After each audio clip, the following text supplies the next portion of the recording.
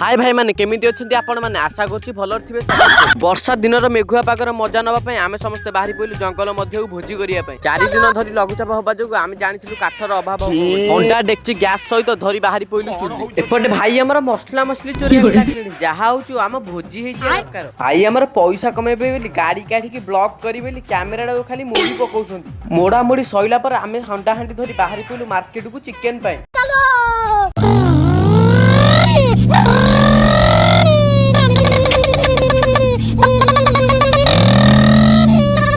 बहुत दिन पर भाई हमको देखी बहुत खुशी हो गला। भाई को दुकान को नाम मोटू पतलू चिकन सेंटर। भाई को दुकान जो चिकन नहीं पाइलो भोजी पाई हनीमून पाई चतुर्थी पाई जोथि पाई नहीं पाइलो आमे चिकन नहीं चाली गलु लोकेशन ऊपर कारण से माने गैस आलू धरि के आसीबेनी की मारी चलो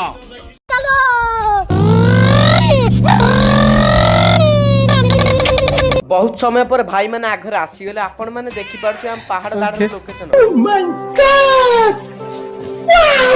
फाइनाली नलको मिलला पर हमर दुटा भेंडिया टोका बोतल आ हंडारे पानी भर्ती करबा लागिले। चिकन आ चावलटा को भी एठी थोइ देलु काई आ साडू देखि पाला करी हमें धुआ धुई करी 2 घंटा हला आइलानु होइले माने पियाज रु चोपा थोड़े ना व्यक्ति जनक किए के जानी खाली अमुहा मसला मसली पकई चाललेनी। अरे किए कोन इए बरा मु एठी हमें मसला पकई घंटा घंटी करी 5 मिनिट पे घोड़ेई छाडी देलु। भाई हमर भोजी खाइबे बोली सकाळु खाइ नथलो बोली कांगालिया बोलिया खोली की लागी खाइ चाललेनी।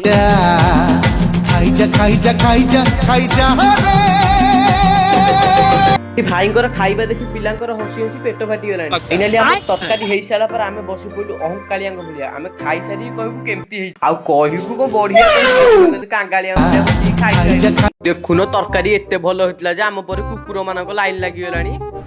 फाइनली गला सेठी सारी हंडा हंडी माजी फेरी गलु घर को। वीडियोटी भल लागिले लाइक शेयर कमेंट और सब्सक्राइब कर देबे। आज पे एति देखाबो नेक्स्ट ब्लॉग रे।